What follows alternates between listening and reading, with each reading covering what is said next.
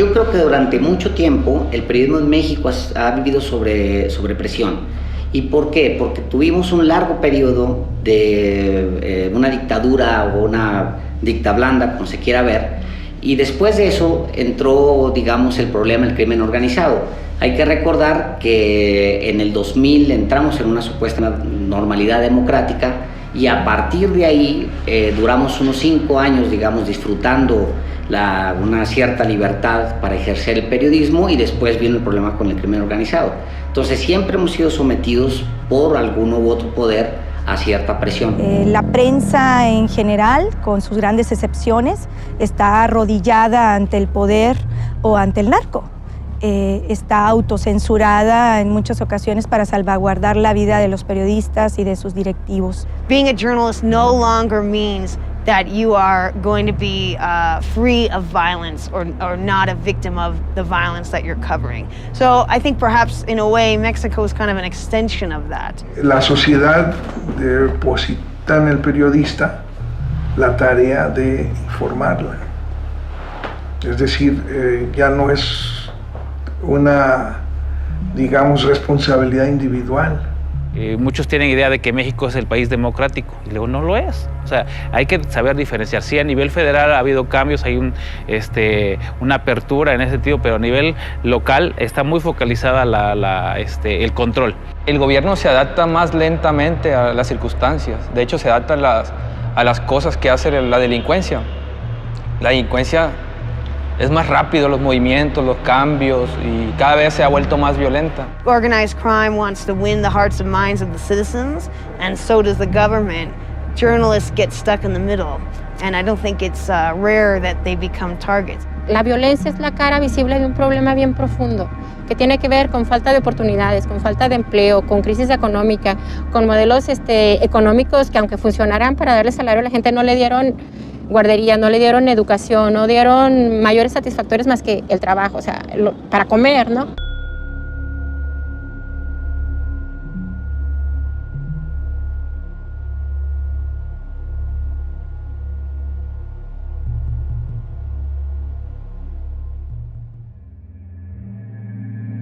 Pues en la casa era muy divertido. De pronto ahí nos poníamos a bailar con los niños, con sus hijos. Uy, no. Era un padre muy entregado, muy amoroso. Con sus hijos era muy buen padre. Armando lo asesinaron el 13 de noviembre del 2008 en el exterior de su casa, a bordo de su vehículo, cuando iba a llevar a su niña a la escuela, a sus hijos a la escuela. Él cubría la fuente policíaca y fue privado de la vida. Yo iba saliendo de la casa, iba a llevar a mi hija a la escuela y en eso me suena el celular y me dice: Pedro, me lo balearon. Me lo balearon. Y digo: ¿A quién? ¿Qué pasó? Dice: a Choco, me lo balearon, me lo balearon. Digo: no te muevas, yo voy para allá. Oye, mamá, nosotros conocemos a la persona que mató a mi papá. No, le dije, no lo conocemos, no sabemos quién es. Ah, ¿y por qué lo mató? O sea, sí me han preguntado varias veces eso. Y pues yo lo que les puedo decir es pues porque es una persona mala que no sabe, que no reconoce el valor de la vida y aparte que estaba molesta por el trabajo que tu papá hacía. ¿Qué sabía Armando? Pues seguramente sabía mucho. ¿Y qué información privilegiada? No lo sé. Lo que sí sé es que él recogió mucho de la historia de la descomposición de Ciudad Juárez. ¿Y qué voy a decir? O sea, me van a preguntar qué pasa con la muerte de Armando, qué ha pasado con la justicia. Me van a preguntar, ¿y yo qué voy a decir? Pues ahí vamos, poco a poco, más tranquilos y saliendo adelante, pero siempre pues extrañando mucho a Armando, extrañándolo mucho y necesitándolo. En el momento en que se empieza a ver el periodismo como un negocio, el último de la cadena viene siendo el reportero. Y es un error, porque lo estamos dejando solo. cuando es de lo que se nutre obviamente una estructura editorial, ¿no? Las y los reporteros no tienen ningún tipo de protección. Partimos de la base de que ni siquiera tienen muy probablemente los mínimos de seguridad social, que no tienen derecho a la salud, que no están protegidos adecuadamente, cuyos directivos o editores en realidad no están preocupados por su integridad física, por las de sus familias, por su integridad incluso moral y emocional cuando cubren ciertos casos delicados, ¿no? ¿Cuánto gana un periodista que está anexado a una redacción con un sueldo? $2,000 pesos quincenales. No gana más. Yo creo que el periodismo nacional está muy jodido. Qué lamentable que los dueños de comunicación no se interesen por su base, por los obreros. Nosotros somos los reporteros, somos el primer contacto con la gente, somos la primera cara de su empresa. Si tú vas y tratas de comprar un seguro de vida, en el momento en que le digas que eres periodista, te niegan que lo compres. O te ponen una cuota mucho, pero mucho, muy alta por el riesgo que representa ser periodista hoy. En muchas ciudades, la mayoría de las ciudades que están sometidas en este momento a la violencia, era un periodismo, como decimos en México, a la antigüita. Es un periodismo de nota diaria, es un periodismo que no prioriza la investigación, es un periodismo que no conoce la crónica, es un periodismo que conoce la entrevista siempre y cuando sea políticos, etc. Y así nos agarró. Los reporteros en automático pues les tuvieron que entrar, no hubo ni tiempo de ponerte a pensar qué está pasando, qué estoy sintiendo, qué está pasando con mi familia. Había que cubrir, ¿no? Como la Ciudad de México no está viviendo la violencia que tiene el resto del país, pues se pierde la perspectiva, ¿no? Y muchos medios nacionales, desgraciadamente, no escuchan a sus corresponsales. Nadie mejor que Río 12 para contarnos lo que pasa en Sinaloa. ¿Para qué solo apostarle o querer apostarle a que un reportero nuestro vaya una semana a tratar de entender un fenómeno que tiene decenas de años, como es el narcotráfico en Sinaloa? Los periodistas de tierra y sobre todo los periodistas de provincia somos los que estamos en la parte más vulnerable del ejercicio periodístico actualmente en México. Es una cuestión que te empieza a permear poco a poco, la violencia. Se te va metiendo en tu ser, en tu psique, en un montón de cosas, ¿no? Y un día de repente amaneces jodidísimo, tienes depresiones, empiezas a beber de más. Y cuando te analizas tienes estrés postraumático. Y es real. A lo mejor muchos de los colegas no lo hacen porque en esta cuestión también es como muy machista de, bueno, uno lo puede todo, a lo mejor, pero saben que también están jodidos. Nosotros a nivel nacional somos una noticia breve. Si alguien es levantado, si alguien es ejecutado, somos una breve. A mi padre lo mataron la mañana de un lunes. Fue después del Día del Padre. Lo mataron junto con mi madre. Mi padre a un lado, mi madre a un otro. Y a mi hermano lo acribillaron en su cuarto. Obviamente muchas reacciones en torno al asesinato de nuestro colega periodista de Notiver, Miguel Ángel López Velasco, y de su familia, de su esposa y de uno de sus hijos. Y bueno, pues según lo que ha dicho el gobierno de Veracruz, esto se va a esclarecer, se va a investigar y se va a esclarecer. Es un ataque contra la sociedad entera, contra la sociedad veracruzana. Quiero subrayar una parte muy importante. No es un hecho aislado, no lo es. Forma parte, evidentemente, de una serie de acciones que corresponden a lo que es la presencia de grupos delincuenciales. Esto es el reflejo de lo que está pasando en todo el país.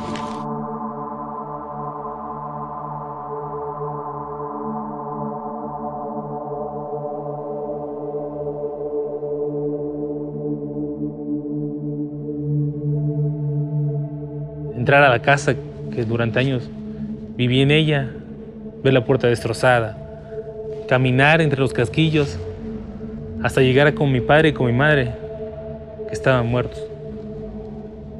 Busqué a mi hermano y luego lo encontré en el cuarto, igual masacrado.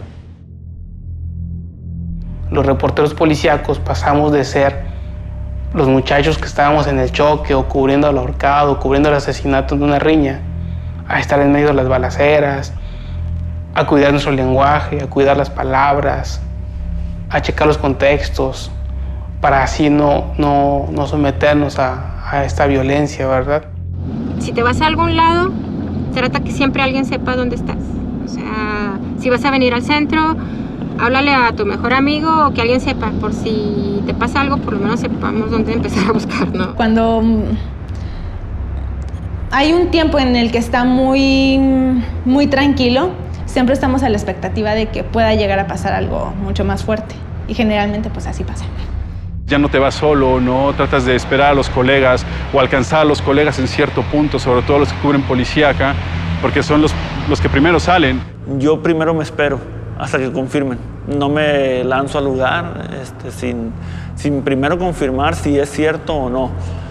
Y para cuando yo confirmo ya pasaron 15 20 minutos. Me ha tocado situaciones donde los sicarios vuelven al lugar de los hechos. Soy Denise Merker y como todos los jueves estamos en Punto de Partida. Este jueves, sin embargo, estoy con ustedes tan solo para informarles con profundo dolor que condiciones extraordinarias han impedido que el equipo de Punto de Partida integre y emita el programa de esta noche.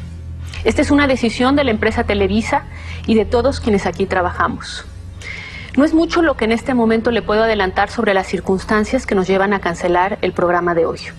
Lo que le puedo decir es que el lunes pasado, periodistas y reporteros de este y otros medios de comunicación fueron secuestrados. Hoy, en términos reales, en algunas zonas del país la violencia ha llegado a tal nivel y los grupos de narcotraficantes tienen tal poder que publicar casi cualquier cosa sobre ellos se vuelve una especie de denuncia, una especie de delación desde la perspectiva de ellos, de lo que son sus actividades ilícitas, el señalar nombres, el señalar lugares, el señalar actividades, el señalar autoridades posiblemente coludidas. Insisto, se ha vuelto para ellos información incómoda. Ellos son, en muchos lugares, casi el poder. A veces no es necesariamente autocensura, sino un simple acto inteligente de supervivencia, ¿no? Yo conozco colegas que han tenido que salir así y a quienes siempre le digo, sal corriendo. Ha habido contactos de los periodistas con quienes se dicen enviados o representantes de los grupos criminales. ¿Por qué? ¿Cómo? Esto se da no porque un periodista busque a estas personas, sino porque ellos se acercan a uno. Dejar de publicar un homicidio en primera plana no es autocensura.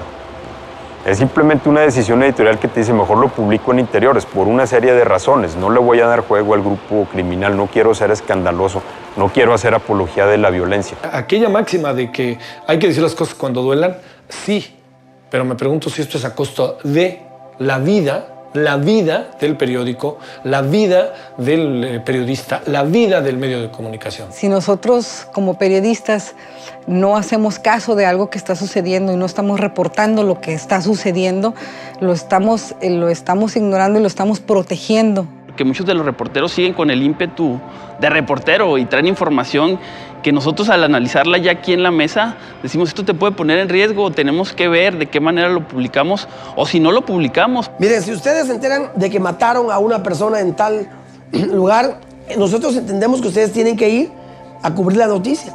Es correcto. Entonces, lo que nosotros de alguna manera no queremos que ustedes hagan por el propio bien de ustedes es que no pregunten a nadie, oiga, ¿usted vio quién lo mató? ¿Cómo era? ¿Hacia dónde huyó? ¿Usted apuntó alguna placa? ¿Identifica a alguien? Se ha firmado la información de la redacción y al firmarla de esa manera pues es como si la firmara el director del periódico. Yo creo que ellos se han sentido un poco más seguros de esa manera. Nosotros las ocasiones en que hemos sido presionados lo hemos publicado.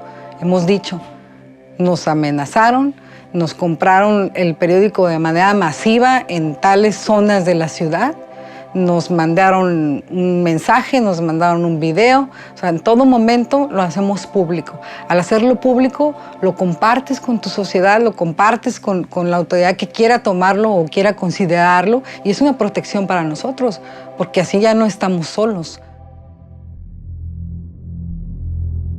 Estamos en un ambiente tan opaco, tan violento, entre los baños de sangre. Es muy difícil entender quiénes son los malos profesionales y quiénes son los verdaderos criminales, ¿no? En mi caso, cuando el gobernador de Puebla, de un estado del sureste mexicano, decide ayudar a una red de pederastas y tratantes de niñas y niños en México, que yo había descubierto a través de mi trabajo periodístico, empieza a revelar él mismo cómo funciona en realidad el poder. 11 servidores públicos estaban directamente implicados en la planeación de mi tortura y violación en la cárcel. Para una reportera como yo, que se pasa contando las historias de las y los demás, fue una oportunidad extrañísima estar en esa historia y poder sobrevivirla, porque la podía contar desde adentro. Yo tenía años escribiendo y leyendo sobre la tortura, pero nadie se imagina suficientemente cómo funciona la tortura psicológica, que es mucho más dolorosa y amedrentadora que la tortura física. Aprovecho esta oportunidad para reafirmar el respeto invariable de mi gobierno a la libertad de expresión. La libre manifestación de las ideas no es una concesión, sino un derecho y una conquista irrenunciable del pueblo de México.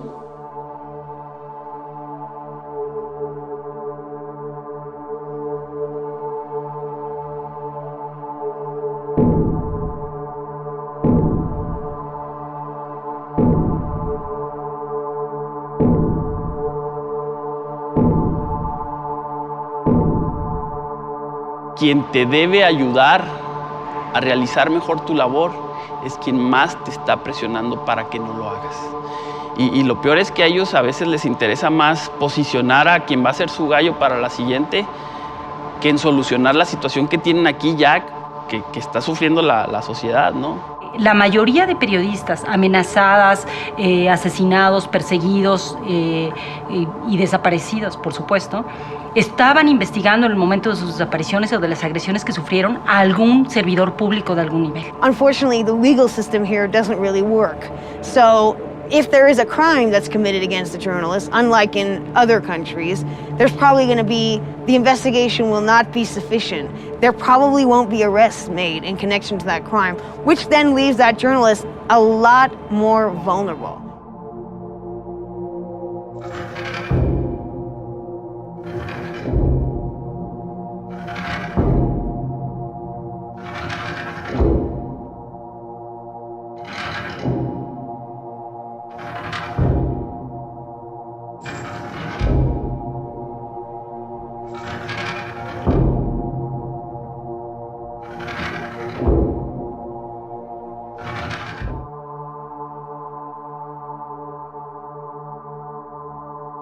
La mayor frustración es enfrentarte a una autoridad con la que parece que no estás platicando o que no estás, o sea, con la que no estás respondiendo, ¿no? O sea, con la que nada más le estás dando información para ver cómo ellos coartan más lo que estamos haciendo, ¿no? El gran problema de los periodistas que han sufrido estas circunstancias o los medios de comunicación que lo han sufrido es que están entre dos fuegos. El fuego de aquellos que impunemente actúan, pero aquellos que permiten que actúen impunemente. El gobierno abona la impunidad. El gobierno no castiga a la policía, ni al ejército, ni a cualquier autoridad que amenaza o que permite que los narcos amenacen a los trabajadores de los medios de comunicación en la cobertura diaria de los hechos violentos. O sea, el gobierno es juez y parte. Esos elementos balísticos los fui recogiendo en las escenas del crimen después de que el perito hizo su trabajo. Y se les olvida o hacen un trabajo incompleto y la prueba de su deficiencia en cuanto al levantamiento de las evidencias en la escena del crimen. Aquí están, ¿no? Se les olvida.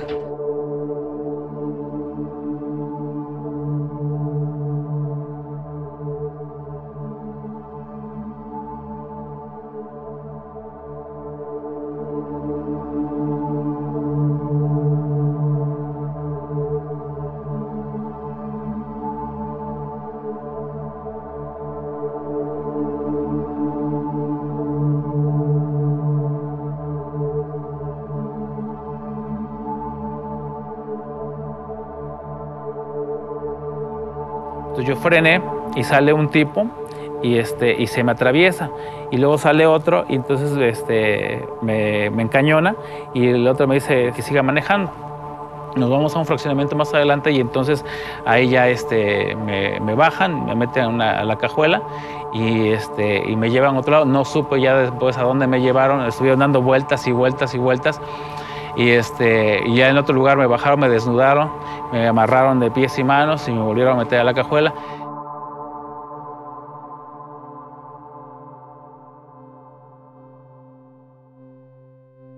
Cuando la gente se enteró de lo que me había pasado, mi casa se convirtió en una fiesta, ¿no? Llega toda gente que yo no conocía, pero sabía de mi trabajo y me llevaban pan, me llevaban tortilla.